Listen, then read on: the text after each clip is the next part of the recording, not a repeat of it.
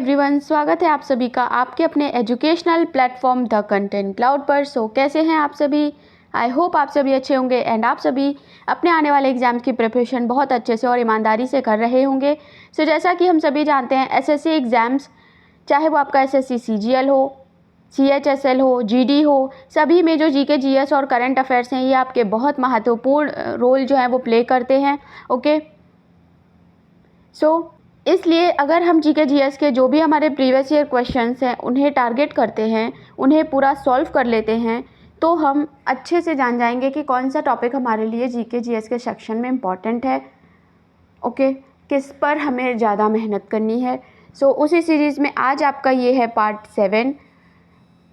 6 part already आपके previous year questions की series में अवेलेबल है। अगर आप सभी ने नहीं देखे हैं तो ज़रूर देखिएगा और उन सभी को सॉल्व करिएगा, क्योंकि ये आपके जो सीरीज़ चल रही है ये आपके 2024 के एग्ज़ाम्स को टारगेट करके चल रही है।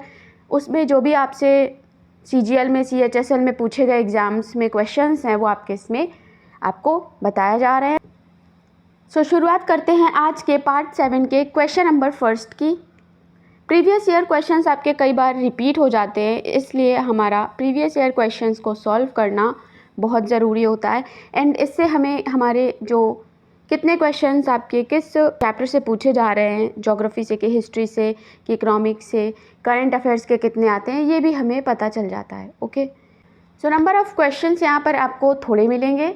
ओके, 15 नंबर ऑफ़ क्वेश्चंस हैं, क्योंकि ज़्यादा अगर आपके पास क्वेश्चंस होंगे तो वो आपके लिए भी बोरिंग हो जाएगा। फिर आपके वो स्क्रीनशॉट सेक्शन में पड़े रहेंगे या फिर आपके नोट्स में कहीं लिख जाएंगे। ठीक है, इसलिए थोड़े से क्वेश्चंस हैं, आप इन्हें एक बार देखेंगे, 2 बार देखेंगे, थर्ड टाइम में आपको अच्छे से समझ आ जाएंगे, याद से हो जाएंगे। इसलिए थोड़ा थोड़ा पढ़ें, लेकिन प्रॉपर पूरी तरीके से पढ़ें। ओके, सो पहला क्वेश्चन है, नेहरू पर्वतारोहण संस्थान कहाँ पर स्थित है? ओके, जम्मू और कश्मीर, लेह, उत्तराखंड या फिर हिमाचल प्रदेश। सो जैसा कि आप ये देख रहे हैं कि हमसे जो हमारे संस्थान हैं उनकी स्थापना है, ये सब आपसे पूछा जाता है। ओके, यहाँ पर आपको बताना है कि नेहरू पर्वतारोहण संस्थान कहाँ पर स्थित है? जम्मू कश्मीर, लेह, उत्तराखंड या फिर हिमाचल प्रदेश।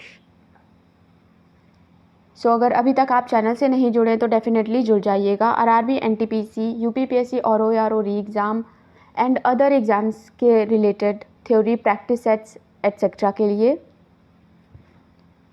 यहाँ पर करेक्ट आंसर हो जाएगा उत्तराखंड, राइट। नेहरू पर्वतारोहण संस्थान उत्तरकाशी, उत्तराखंड में स्थित है। एंड अगर इसकी स्थापना की बात करें तो इसकी स्थापना 1965 में स्थापना प्रथम प्रधानमंत्री जवाहरलाल नेहरू के स्मृति में की गई थी। ओके, सो यहाँ पर थर्ड ऑप्शन करेक्ट आंसर हो जाएगा। बढ़ते अपने अगले प्रश्न की ओर। अगला प्रश्न है कि 26 जनवरी 1950 को भारत डैश बन गया? एक समाजवादी और धर्मनिरपेक्ष राज्य, एक स्वतंत्र राज्य, एकात्मक राज्य या फिर एक संप्रभु लोकतांत्रिक गणराज्य। 26 जनवरी 1950 को भारत डैश बन गया। सो यहाँ पर आपका करेक्ट आंसर हो जाएगा ऑप्शन नंबर 4, एक संप्रभु लोकतांत्रिक गणतंत्र राज्य। ओके,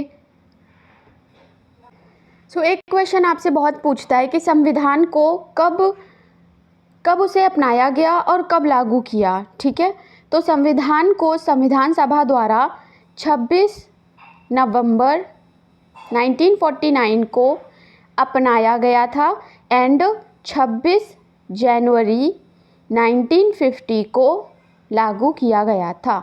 ओके, तो ये क्वेश्चन भी आपका बहुत महत्वपूर्ण है, आपसे कई बार पूछा जाता है। एंड एक क्वेश्चन है कि भारत का संविधान विश्व का सबसे लंबा लिखित संविधान है, ये सब तो आपको पता ही होगा। ओके, सो यहाँ आपका क्वेश्चन नंबर 2 का 4th जो है वो सही हो जाएगा ऑप्शन। बढ़ते अपने अगले प्रश्न की ओर। क्वेश्चन नंबर 3 है, सुपोषण यूट्रोफिकेशन के बारे में निम्नलिखित कौन सा कथन सही है? ऐसा तब होता है जब जल में नाइट्रोजन की मात्रा बहुत कम हो जाती है, जिसके कारण पौधों और शैवालों की में जो है वो वृद्धि में उनकी कमी हो जाती है। सेकंड ऑप्शन कह रहा है पर्यावरण बहाली के लिए एक लाभदायक प्रक्रिया है। एंड थर्ड ऑप्शन है कि ऐसा तब होता है जब अत्यधिक नाइट्रोजन जल को समृद्ध कर देता है, जिससे पौधों और शैवालों को अत्यधिक वृद्धि होती है। ऑप्शन नंबर 4 है कि ऐसा तब होता है जब अत्यधिक कार्बन जल को समृद्ध कर देता है, जिससे बैक्टीरिया की अत्यधिक वृद्धि हो जाती है और पौधों की वृद्धि कम हो जाती है। इनमें से कौन सा ऑप्शन सबसे सही होगा आपको बताना है यूट्रोफिकेशन से रिलेटेड, यानी सुपोषण के बारे में।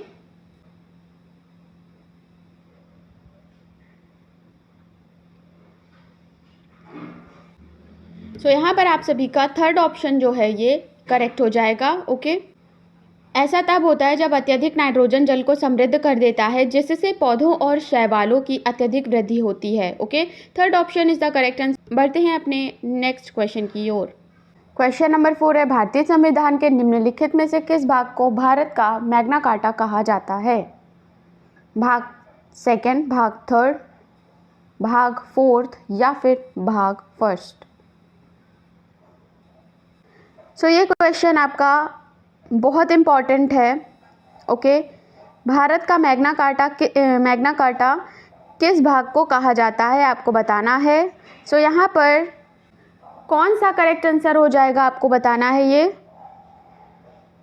ओके, तो भारतीय संविधान के भाग थर्ड को भारत का मैग्ना कार्टा कहा जाता है। ओके, इसमें भारत के सभी नागरिकों के लिए जो मौलिक अधिकार हैं वो शामिल हैं। ओके, एंड जो कानून के तहत नागरिक स्वतंत्रता और सुरक्षा को सुनिश्चित करते हैं। बढ़ते हैं अपने नेक्स्ट क्वेश्चन की ओर। क्वेश्चन नंबर 5 प्रश्न है कि वैश्विक बहुआयामी गरीबी सूचकांक 2022 के अनुसार निम्नलिखित में राज्यों का कौन सा समूह भारत के शीर्ष 10 गरीब राज्यों में शामिल है? शीर्ष 10 गरीब राज्यों में शामिल है। ऑप्शन है आपके मणिपुर, नागालैंड, कर्नाटक और तमिलनाडु, पंजाब और गुजरात या फिर मेघालय और मध्य प्रदेश। वैश्विक बहुआयामी गरीबी सूचकांक MPI में टॉप 10 में शामिल हैं आपका मेघालय और मध्य प्रदेश। ऑप्शन नंबर 4 यहाँ पर करेक्ट होगा। बढ़ते हैं अपने अगले प्रश्न की ओर। क्वेश्चन है कि निम्नलिखित में से कौन सा तंतु वाद्य नहीं है? गिटार, वायलिन, बांसुरी या फिर मैंडोलिन? तंतु वाद्य नहीं है। बहुत सरल सा ये प्रश्न है। बांसुरी यानी फ्लूट यहाँ पर करेक्ट आंसर हो जाएगा। बांसुरी एक लकड़ी से बजाया जाने वाला वाद्य यंत्र है। ओके, बाकी जो हमें ऑप्शंस दिए गए हैं गिटार, वायलिन, मैंडोलिन, इन सभी में स्ट्रिंग होती है, तो ये डिफरेंट जो है वो थर्ड ऑप्शन आपका डिफरेंट है। बढ़ते हैं अपने अगले प्रश्न की ओर। Third option is the correct answer. निम्नलिखित में कितने अंतर्राष्ट्रीय निशानेबाजी खेल महासंघ ISSF जूनियर विश्व कप 2023 में स्वर्ण पदक जीता? आपको बताना है। ऑप्शंस आपको दिए गए हैं। यहाँ पर जो है सेकंड ऑप्शन धनुष श्रीकांत करेक्ट आंसर हो जाएगा। बढ़ते हैं अपने अगले प्रश्न की ओर। प्रश्न है कर्नाटक में मनाया जाने वाला हम्पी उत्सव को डैश भी कहा जाता है। कर्नाटक ऐतिहासिक काल की धूमधाम, भव्यता और गौरव को दर्शाने वाला यह उत्सव एक सप्ताह तक मनाया जाता है। इसका दूसरा नाम आपको बताना है कि इसे किस और नाम से भी जाना जाता है। नृत्य महोत्सव, सरहुल महोत्सव, विजय उत्सव या फिर राजसी उत्सव? क्या होगा करेक्ट ऑप्शन? सो यहाँ पर करेक्ट ऑप्शन हो जाएगा थर्ड वाला, विजय उत्सव। ओके, सो वीडियो को लाइक एंड शेयर ज़रूर कर दीजिएगा, जिससे और भी स्टूडेंट्स तक ये वीडियो पहुँचे। ओके, बढ़ते हैं अपने नेक्स्ट क्वेश्चन की ओर। ICC विश्व कप क्रिकेट 2023 की मेज़बानी किसके द्वारा की गई थी? ओके, आपको बताना है भारत, बांग्लादेश, भारत, श्रीलंका और बांग्लादेश, भारत और श्रीलंका या फिर भारत। ICC विश्व कप क्रिकेट 2023 की मेज़बानी भारत द्वारा की गई थी। ऑप्शन नंबर 4 आपका करेक्ट आंसर हो जाएगा। बढ़ते हैं अपने अगले प्रश्न की ओर। खेती की दी गई मुख्य विशेषताओं में से कौन सी भारतीय वाणिज्यिक खेती की विशेषता नहीं है? वाणिज्यिक खेती की विशेषता नहीं है, आपको बताना है। क्या होगा आपका करेक्ट आंसर, बताइए आप सभी।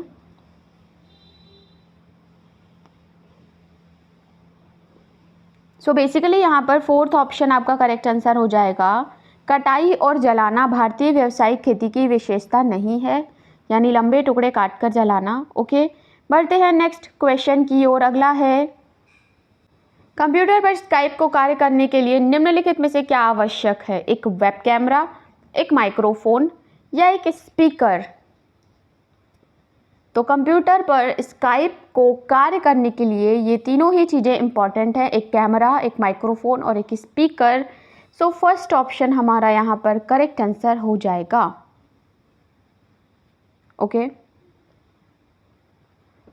सो अगर डिटेल में देखें तो जो यहाँ पर एक वेब कैमरा या फिर एक वेब कैम है, ये हमारा वीडियो संचार के लिए आवश्यक है। ओके, एंड माइक्रोफोन ये ऑडियो संचार के लिए आवश्यक है, ये आवाज़ को कैप्चर करता है। स्पीकर दूसरा जो यूज़र है उसे ऑडियो सुनने के लिए इसकी आवश्यकता होती है, इसलिए स्पीकर भी वेरी इंपॉर्टेंट है। तो ये तीनों ही इंपॉर्टेंट हैं आपके लिए। ओके, इसलिए जो हमारा ऑप्शन नंबर फर्स्ट है, फर्स्ट सेकेंड एंड थर्ड तीनों ही ज़रूरी है। बढ़ते हैं अपने नेक्स्ट क्वेश्चन की ओर। नंबर 12 है, वर्ष 2023 में भारत सरकार ने भारतीय मूल के शोधकर्ताओं को देश के उच्च शिक्षण संस्थानों में लाने के लिए निम्नलिखित में से कौन सी योजना शुरू की है? वैभव, सीखो, आमंत्रण या फिर वापसी? बताना है आप सभी को। सो जैसा कि आप ये देख रहे हैं कि आपका 2024 में जो भी एग्ज़ाम्स हुए हैं उनमें आपका 2023 का करंट अफेयर्स, योजनाएं, मीटिंग्स सभी कुछ करंट अफेयर्स से पूछा गया है। ओके, तो आपको आने वाले समय में यानी 2025 में जो भी एग्ज़ाम्स देंगे उनमें 2024 का करंट अफेयर्स अच्छे से पढ़ना होगा।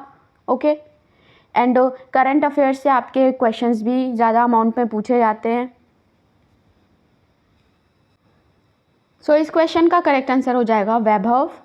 वैभव भारत सरकार द्वारा 2023 में भारतीय मूल के शोधकर्ताओं को देश के उच्च शिक्षण संस्थानों में लाने के लिए एक योजना है। ओके, नेक्स्ट क्वेश्चन की ओर बढ़ते हैं। क्वेश्चन है, राष्ट्रीय अपराध रिकॉर्ड ब्यूरो के आंकड़ों के अनुसार 2016 से 2019 तक बेरोजगारी के कारण आत्महत्या के मामलों में डैश की वृद्धि हुई है। ओके, 21%, 18%, 20% या फिर 24%?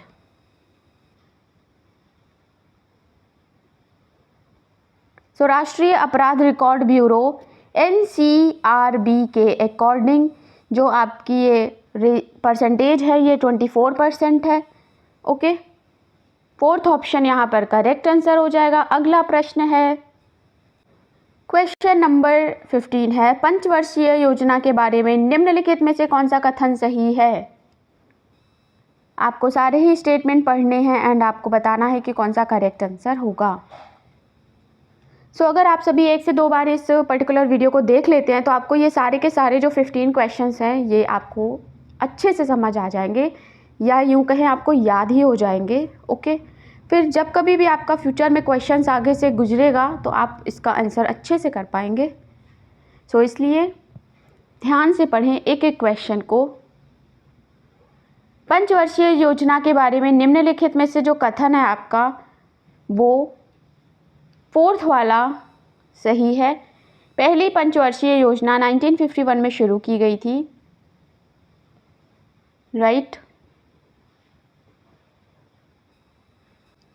सो यहाँ पर फोर्थ ऑप्शन आपका करेक्ट आंसर हो जाएगा। सो यहाँ फिनिश होते हैं आपके SSC PYQ सीरीज़ पार्ट 7 के टॉप क्वेश्चंस। इन 15 क्वेश्चंस में आपके कितने क्वेश्चंस सही हुए, कितने आपको पहले से आते थे, या सारे ही क्वेश्चंस आपके आंसर आपके करेक्ट हुए हैं, कमेंट सेक्शन में बताना बिल्कुल ना भूलें। वीडियो को लाइक कर दे, शेयर कर दे, जिससे और भी स्टूडेंट तक ये वीडियो पहुँचे। Further exam related update and classes के लिए चैनल से जुड़ना बिल्कुल ना भूलिएगा। मिलते हैं नेक्स्ट क्लास में नेक्स्ट टॉपिक के साथ, नेक्स्ट प्रैक्टिस सेट के साथ। तब तक के लिए थैंक्स फॉर वॉचिंग।